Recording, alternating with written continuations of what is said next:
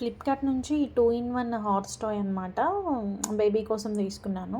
యాక్చువల్‌గా ఇది 1+ year babies కోసం. కానీ నేను కొంచెం అడ్వాన్స్డ్‌గా 11 మంత్స్‌కే నేను తీసేసుకున్నాననమాట. సో, దీన్ని ఎలా ఫిట్ చేయాలనేది చూపిస్తాను. ఫస్ట్ మనకైతే 3 ఇస్తారు. రిక్లైనర్ ఒకటి, ఆ హ్యాండిల్ ఒకటి అండ్ బాడీ ఒకటి ఇస్తారు. దాంతో పాటు మనకి 3 స్క్రూస్ ఇస్తారనమాట. హ్యాండిల్‌ని మనం ఒక స్క్రూ తోటి మనం ఫస్ట్ ఫిట్ చేసుకోవాలనమాట. అది స్టెప్ 1.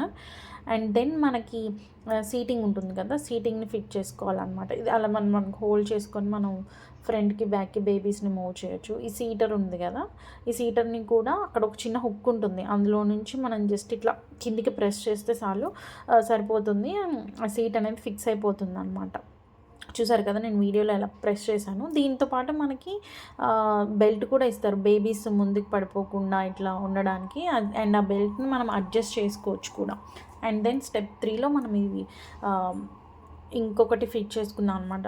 మనకి రిక్లైనర్ లాగా వస్తుంది. మనకి ఫ్రంట్ బ్యాక్ స్వింగ్ అవుతుందన్నమాట, బేబీ సూతింగ్గా ఉండడానికి.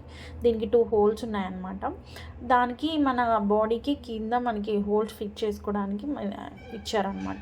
సో, ఆ మిగిలిన 2 స్క్రూస్ తోటి మనం వాటిని ఫిక్స్ చేసుకుంటే అది మూవ్ అవ్వకుండా, అటు ఇటు మూవ్ అవ్వకుండా ఫిట్ అయిపోయి ఉంటుందన్నమాట. చూసారు కదా, ఇట్లా బేబీస్ని ఇలా స్వింగ్ చేయొచ్చు కూడా.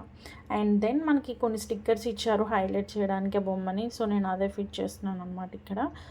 సో, ఇవన్నీ అతికించేసిన తర్వాత